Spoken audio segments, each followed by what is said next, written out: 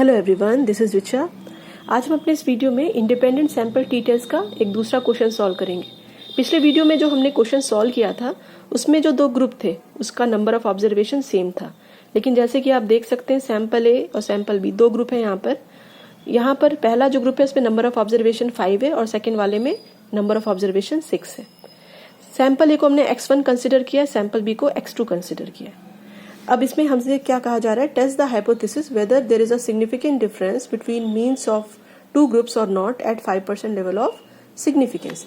ये जो दो ग्रुप हैं ये दोनों इंडिपेंडेंट सैंपल है, मतलब एक दूसरे से ये कहीं भी बिलोंग नहीं करते, दोनों ही अलग तरह के डेटा हैं, दोनों इंडिपेंडेंट सैंपल हैं। और हमें ये पता करना है कि if there is significant difference between the means of two groups और नॉट। तो सबसे पहले हम स्टेटमेंट ऑफ हाइपोथेसिस से शुरू करेंगे। नल हाइपोथेसिस लिखेंगे जिसको कि हम H0 से डिनोट करते हैं। इसमें हम लिखेंगे μ1 इज इक्वल टू μ2। ये म्यू क्या है? म्यू है population mean of first group को हम μ1 से रिप्रेजेंट कर रहे हैं, population mean of second group को हम μ2 से रिप्रेजेंट कर रहे हैं। तो पहले स्टेटमेंट में हम ये कह रहे हैं कि दोनों ही पॉपुलेशन मीन में कोई डिफरेंस नहीं है। स्टेटमेंट में हम क्या लिखेंगे, there is no significant difference between the means of two groups. अब अल्टरनेटिव हाइपोथेसिस में क्या लिखेंगे, जिसको कि हम HA या H1 से डिनोट करते हैं। μ1 इज नॉट इक्वल टू μ2, कि μ1 जो है वो μ2 के बराबर नहीं है, दोनों पॉपुलेशन मीन एक दूसरे से डिफरेंट है। तो इसको भी हम स्टेटमेंट में लिखेंगे।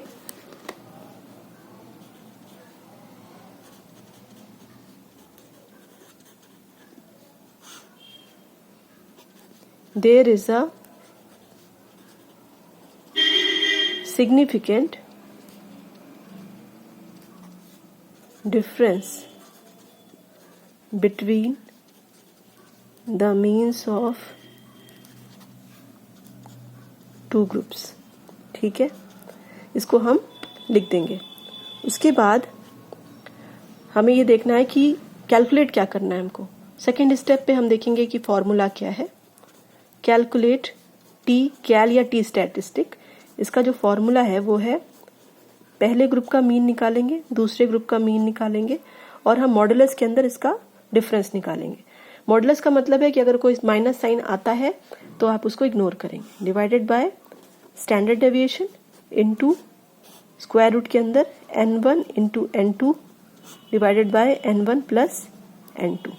ठीक है, डिफरेंस बहुत सारे होते हैं फॉर्मूले में, लेकिन आप जब इसको कैलकुलेट करेंगे तो राउंड ऑफ करेंगे तो ऐसा ही आपका फॉर्मूला बन जाएगा।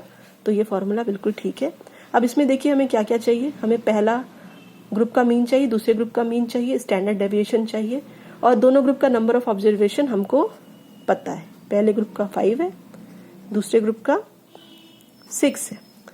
अब सबसे पहले हम क्या करेंगे, थर्ड स्टेप पे जो डेटा था उसको हम लिख लेते हैं। X1 पहला ग्रुप था और X2 दूसरा ग्रुप था। पहले ग्रुप का जो डेटा है इसको लिख लेते हैं 20, 22, 24, 26, 28। इसका क्या था 25, 33, 26, 30, 34, 38। अब सबसे पहले हमें मीन निकालना है पहले ग्रुप का। तो आप जानते हैं कि इसका फॉर्मूला क्या है, इंडिविजुअल सीरीज है ये। यहाँ पे कोई फ्रीक्वेंसी नहीं दी है तो इंडिविजुअल सीरीज इसको माना जाएगा। तो इसका जो फॉर्मूला है मीन का हम यहाँ पे वो लगाएंगे। तो इसमें आपको क्या चाहिए, पहले ग्रुप का समेशन जितना भी डेटा है इसको जब आप प्लस करेंगे तो ये आ जाएगा 120। इसी तरीके से इसको भी हम प्लस कर लेते हैं, ये आ जाएगा 186।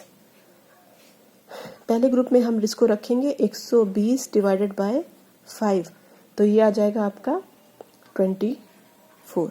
ठीक है, तो पहला मीन हमारा निकल गया, वो है 24। इसी तरीके से दूसरा जो मीन होगा वो भी हम निकाल लेंगे। 186 डिवाइडेड बाय 6 कैंसिल करेंगे, आएगा 31। ठीक है, तो अब आपका मीन निकल आया, तो अब हमको डेविएशन निकालना है। डेविएशन में हम क्या करते थे, x माइनस मीन। यहाँ पर भी ऐसे ही करेंगे, x माइनस मीन। अब पहले ग्रुप की बात हो रही है तो आप यहाँ पे 1 लगा दीजिए, जिससे कि इसको आसानी से हम पहचान सके। अब क्या करना है, यहाँ पे जो आपका डेटा है एक्स डेटा, उसको हम लिख देंगे ऐसे। यहाँ पे मॉडुलस नहीं होता स्टैंडर्ड डेविएशन में, मीन डेविएशन वाले में आपका मॉडुलस होता है। अब मीन हमको करना है इसमें माइनस, तो 24 माइनस 24, तो ये आ जाएगा पहला -4 -2 0 2 4। अब दूसरा कॉलम बनेगा डी स्क्वायर, इसी का स्क्वायर कर देंगे। इसको आप क्या कह सकते हैं, x माइनस मीन का स्क्वायर, ये कह सकते हैं। अब -4 को स्क्वायर करेंगे तो ये हो जाएगा 16, -2 का स्क्वायर करेंगे ये हो जाएगा 4 0 16। ठीक है, इसको प्लस कर देंगे, समेशन डी स्क्वायर। इसको जब प्लस करेंगे तो ये आपका, इसको प्लस करेंगे तो ये आ जाएगा 40। ठीक है, और यहाँ पे भी हम इसको मार्जिन कर लेते हैं, यहाँ पर डिफरेंस पता लगेगा। अब यहाँ पर भी हमें सेम करना है, जो एक्स डेटा है उसमें से आपको मीन को माइनस करना है।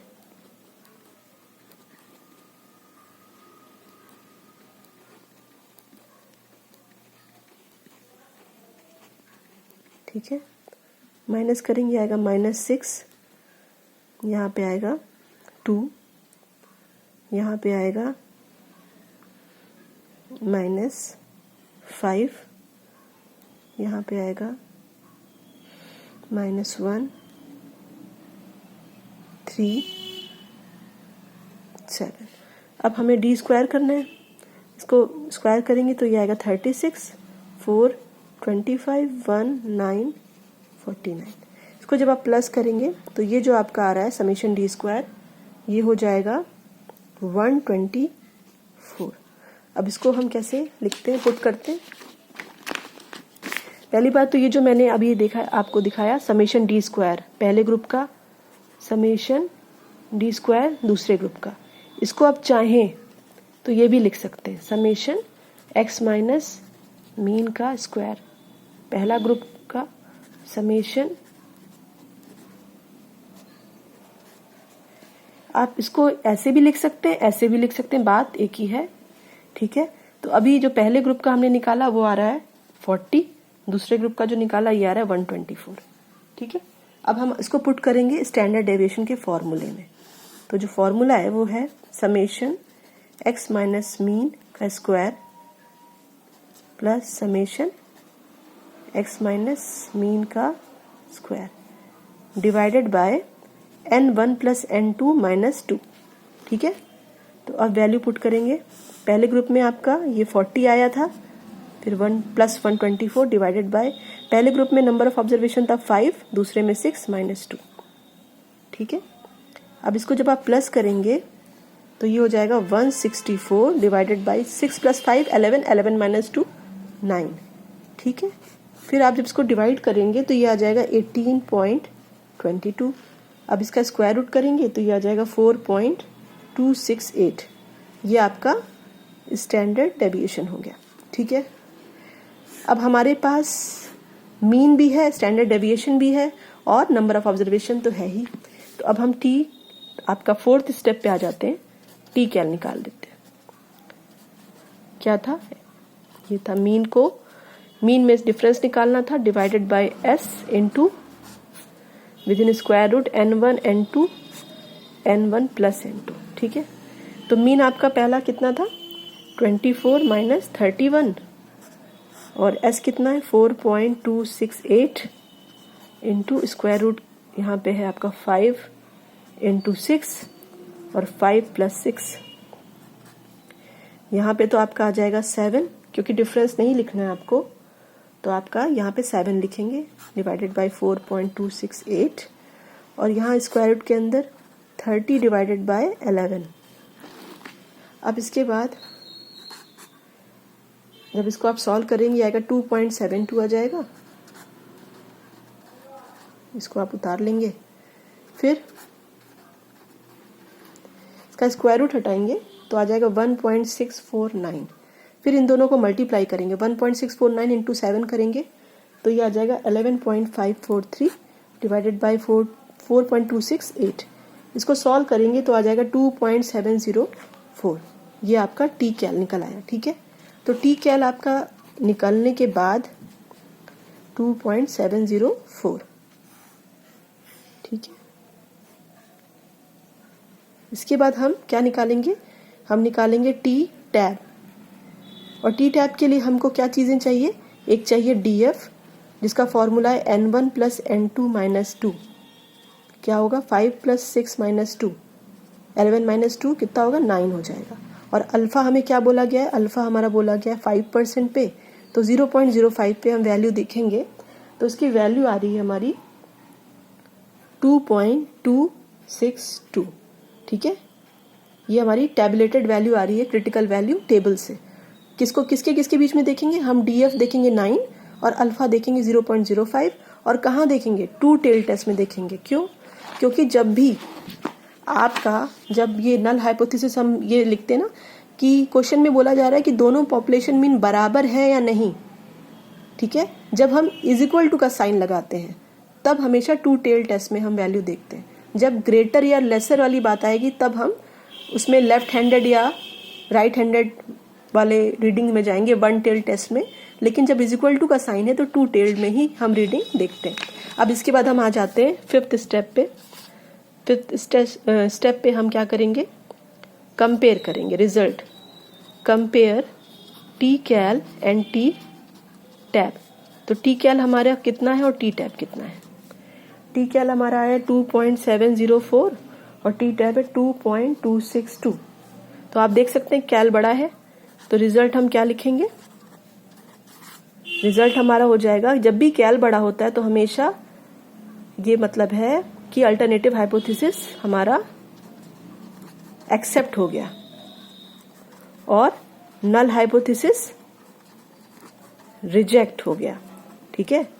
और इसका क्या मतलब है, अगर अल्टरनेटिव हाइपोथेसिस एक्सेप्ट हो गया तो हम ये लिख सकते हैं, in other words we can say, alternative hypothesis हमारा क्या बोल रहा था, स्टेटमेंट देखिए, there is a significant difference between the means of 2 group. तो इसका मतलब ये है कि ये प्रूव हो गया कि we can say that there is a significant difference between the means of 2 groups, ठीक है। तो आज के लिए इतना ही, थैंक यू सो मच।